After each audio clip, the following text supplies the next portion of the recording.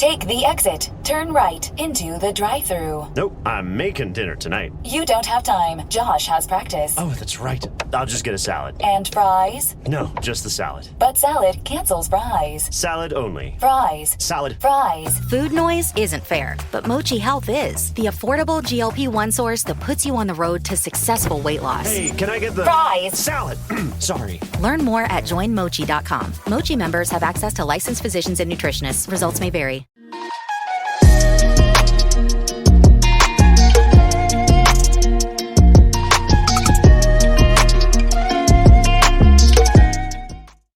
Hey guys, welcome to You the Boss podcast. I'm your host, Pam. Today we're going to be talking about hustle culture, the pros and cons, things like that.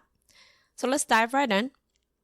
I want to start off by defining it as per a Google search.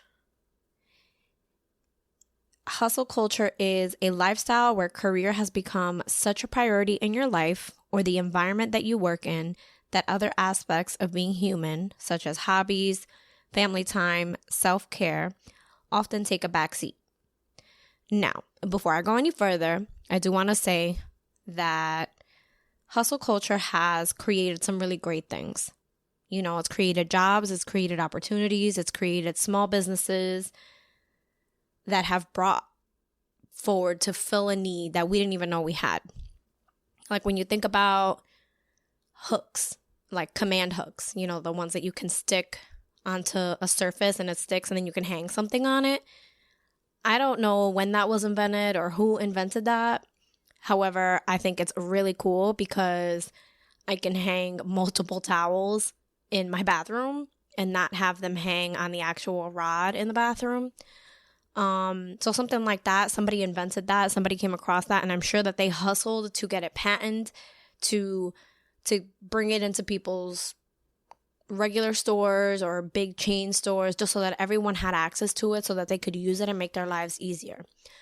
I have like a frame in my living room hanging up with a command hook. Like that's amazing. And I'm sure that came from a product of hustling, of being on top of something for a certain period of time and building it and pushing it forward so that it can be what it is today.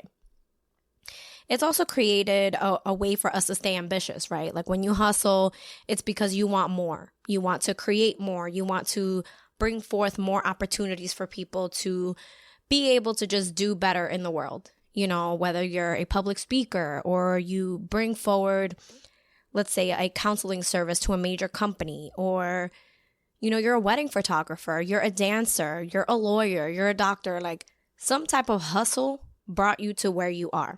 So, obviously hustle is not all bad.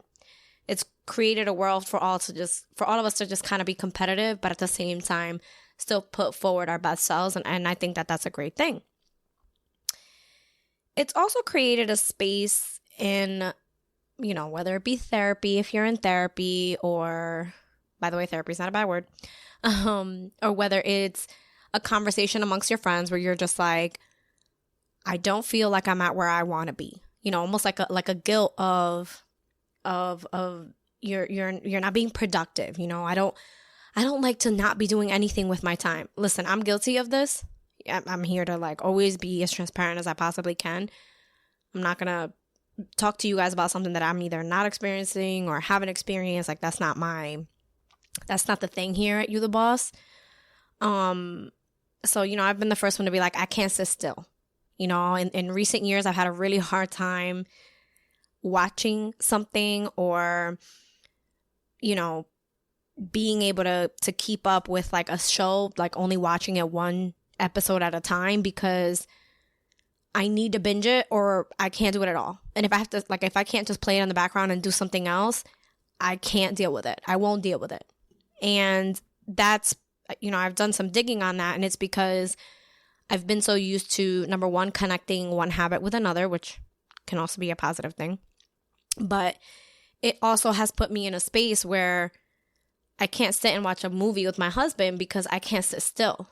So I've had to do some reflecting on that because I've accustomed myself and my body and my brain to this hustle culture of I'm always doing something. I'm always doing something, going somewhere, doing 87 things at once. And again, while this can be productive, this hustle culture, there's no days off. This is not a productive way to be a human.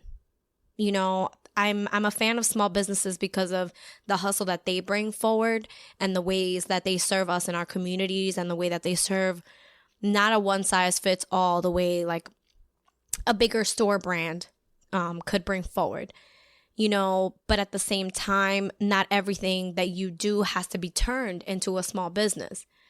You know, I know that we are in the age of putting forward, let's say, for example, you like to bake.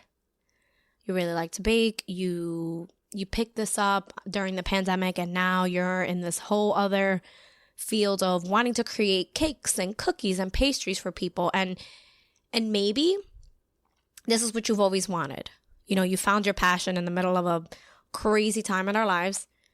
And then there might be you who thinks that you need to compete with that person who found their passion because you like to bake too. And so now you need to be competitive and now you need to hustle and you need to work 7 days, 24 hours to put yourself forward when really all you want to do is bake. You just want to hang out, bake for your close family and friends and like not monetize this thing. And so hustle culture has kind of taken from our habits. Same thing if you like to make jewelry or you like to, something as simple as you like to clean, right? For some people, cleaning is a passion. If someone paid me to organize their closets or their kitchens or anything like that, that is a completely different ball of wax for me. But I would take it upon myself to make that into a business because that is something I enjoy. And in the future, I hope to put that on my list of hats that I can wear. However, you might just like to clean. You might just really like to have an orderly space, an orderly closet, an orderly kitchen. And now you see someone else coming in with a business and coming in with this hustle. And now you're like, well, maybe I should monetize it. Maybe I should come into this thing. Maybe I should do this. And this hustle culture has created it where like passions and hobbies, they don't all need to be monetized. And you also don't need to be consistently working 18-hour days, 7 days a week. Like, yes, is it healthy to take an allotted period of time and say, you know what, I'm going to take this portion of my life right now and monetize it. I'm going to hone my skills into being, here's a good example that I can think of. Becoming a wedding photographer, like specifically a wedding photographer. I don't know anything about photography. I'm just talking off the cuff here in this example. Wedding season goes from like April to like, let's really say the beginning of November. I'm sure it's probably longer. I'm sure, successful photographers can really like put it down to a science, but I'm just saying this as an example. So from April to the end of October, that is 6 months. For 6 months, it's 3 weddings a weekend, every weekend for 6 months. I don't know how many weekends that is, so I'm not going to give you the number. And for those 6 months out of the year, you work solidly of editing the different sessions and weddings that you do. You do that during the week. And you probably work a full-time job if you're not fully established yet. And then you do this during 6 months. But the other 6 months are devoted to making time for family, making time for friends, doing your traveling, doing the bonding things that during your heavy work season, you're not necessarily able to do without burning yourself out. This kind of hustle culture, in my opinion, is very safe. It is a solid place where you can say, you know what, this is where I'm at, because you do have another 6 months to not only devote to your family and your friends, but also you get to gear yourself back up to your creative space and say, how many weddings do I want to do this year? How many different engagement sessions? Like, you get a space to control your hustle, a place to make sure that you put yourself in check, to say the least. and again, this hustle might look different for everyone, but the point is, your hustle should not be something that you're doing that feels like it's like breathing to you. You know, again, I know some people might function and say, Pam, you know, this is how I function, you know, 365, 24 hours. I'm always doing something. I'm always working. I'm always this. I'm always that. Yes, but for how long is that going to be a livable place for you? At some point, you know, you're going to catch yourself. Let's say you're doing this hustle 365, 7 days a week. Let's say you're doing this and 5 years down the line, you've alienated or pushed away or stopped taking care of your health, stopped taking care of yourself, stopped taking care of your mental health because of this hustle culture, because it's like no days off. And like, these are, you know, regular things that we see on social media, that we see in magazines. Like, I'm not the kind of person that's here to tell you like you should do absolutely nothing every single day and like that's the life that you should live. Again, this is supermarket approach. You take what you like and everything else you can leave it on the shelf. But if you are working to get to a certain place, this is okay. This is safe. But if you're just going to work, you're just running a business, all the above, and you're not taking a time to reflect on what it is that you're doing a couple of things that are really hurting. Number one, you're hurting yourself. You're not properly giving yourself rest. You're not properly giving yourself that self-care, the massage, whatever it is. Number two, you're likely alienating people in your life, people you love, maybe in your own home. If you're single, have no kids, and you're completely alone in the world, God bless. But for 99% of us, that is not us. And so you're hurting those relationships in your life and you're not catering to them, which can also be exhausting, but that is a different topic. And number three, you're not really doing anything for your hustle, because if you are hustling that 365 and you're never giving yourself that rest and you're always constantly on the go, you're never stopping to smell the flowers. When do you get to say, tap on the back, good job, man. Good job, girl. Good job, self. You did that. That was you. Let's say you worked on a project that was 18 months long. It was 18 months where you worked at it, hammered, chipped away, molded, redid, redo. Let's say you did that for 18 months. Still, at the end of that 18 months, you have this project. You get to put it into fruition. You get to do this thing that you said you were going to do. And now that 18-month time period that you dedicated so much time to, you should be able to have something to show for it.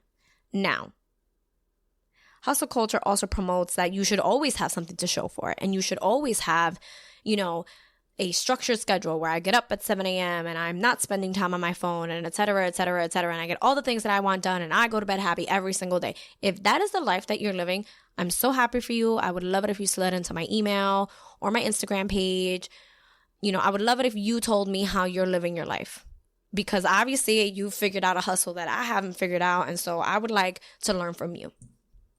However, for the 99% of us that are not this way, for the 99% of us who are also human and don't have it solidly figured out,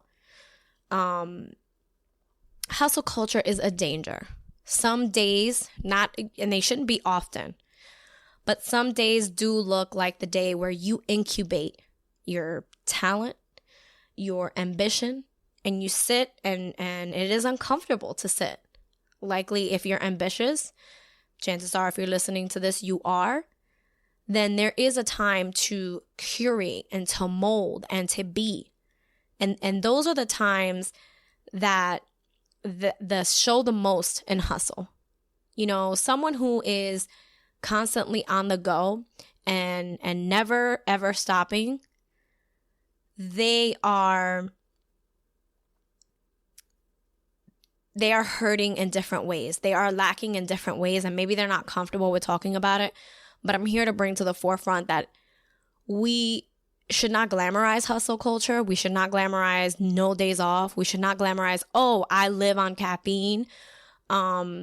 I'm an offender here. I love my coffee in the morning. My Café Bustelo is on every single morning. I have a timer on my coffee maker. Like, do not play with me. And then there are days, believe it or not, where I will not have coffee for the day. In fact, that is probably the day that I don't do much other than like take a shower and eat and keep myself alive and clean, which is a lot. That is something to be very proud of. But that day I won't have caffeine. And maybe the next day I won't have caffeine either. Because you know what? It's good to give up that constant hamster wheel of this quote unquote hustle culture. And saying to yourself, you know what? The hustle is temporary. It should always be temporary. It may be constant, but you should never, you shouldn't be working 2 jobs, because I'm coming to you from February 2020, Pam. I was working 2 jobs. I was taking care of my network marketing business.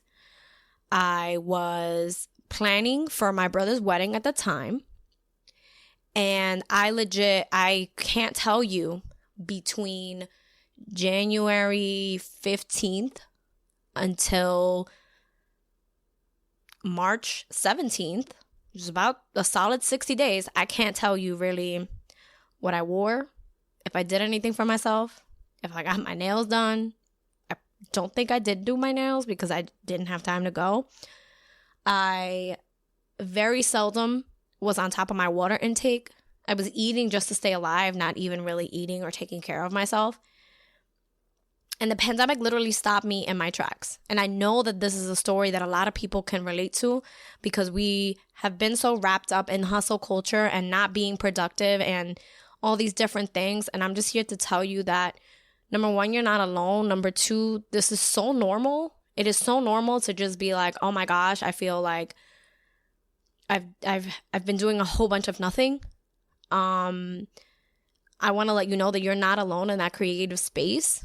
But I also want to let you know that part of being ambitious is, like I mentioned in the previous episode, is setting smaller goals where, you know what, for the next 7 days, I'm just going to move my body 20 minutes, not going to pass the 20 minutes. I'm going to move my body 20 minutes a day. That's what I'm going to do. It doesn't matter if it's at the gym, if it's taking a walk outside, if it's dancing for 20 minutes in your living room, if it's literally doing push-ups and sit-ups for 20 minutes. It doesn't matter. The point is I'm going to move my body for 20 minutes. And then if you continue to do that, the point is that you get to a point in your hustle where in 3 to 6 weeks, you'll see a difference in yourself. That is the hustle that I believe should be embraced, that I believe we should love and be involved with. It's saying, you know what? I woke up today later than I wanted to. I'm late on how many books I wanted to have read by now on this 17th day or 18th day of the month or of the year. But today, I'm going to just flip that switch a little bit and have a little bit more water and read a little bit more and say to myself, I'm conscious of that. I'm not exactly where I want to be, but I'm on my way there. And I'm looking at the flowers of the seeds that I've planted. I'm seeing them begin to sprout. And it's also knowing when to take a time to incubate, to hibernate per se, since we're in winter here in Jersey, and saying, you know what? I'm going to take this time to reevaluate what I'm hustling for, and I'm going to reinvest that and re-put my mold into somewhere. You know, again, like I said at the beginning of this episode, hustle is not all bad.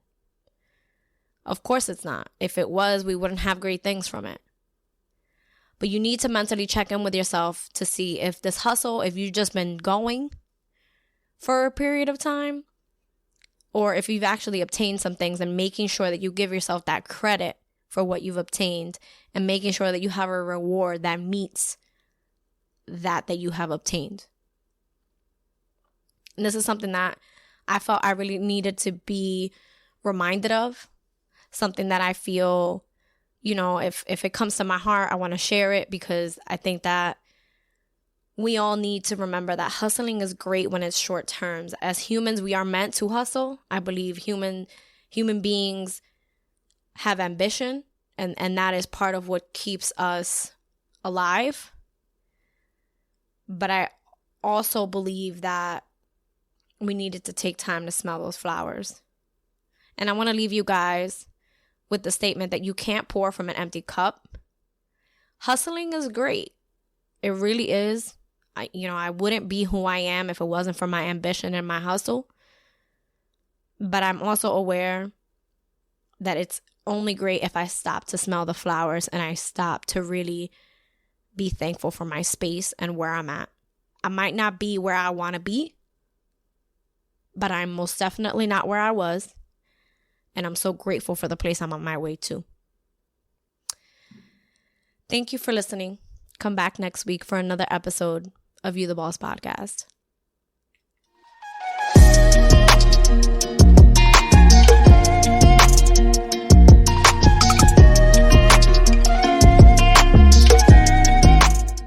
When I found out I was going to be a parent, I immediately felt a lot of anxiety and worry. So I went on to BetterHelp to try to look for a therapist to help me with that. My relationship with my family and with my boyfriend and with myself were suffering. I really needed help. I was ruminating a lot. Really getting those thoughts out to a therapist and getting feedback was just life-changing. Discover what BetterHelp Online Therapy can do for you. Visit BetterHelp.com today.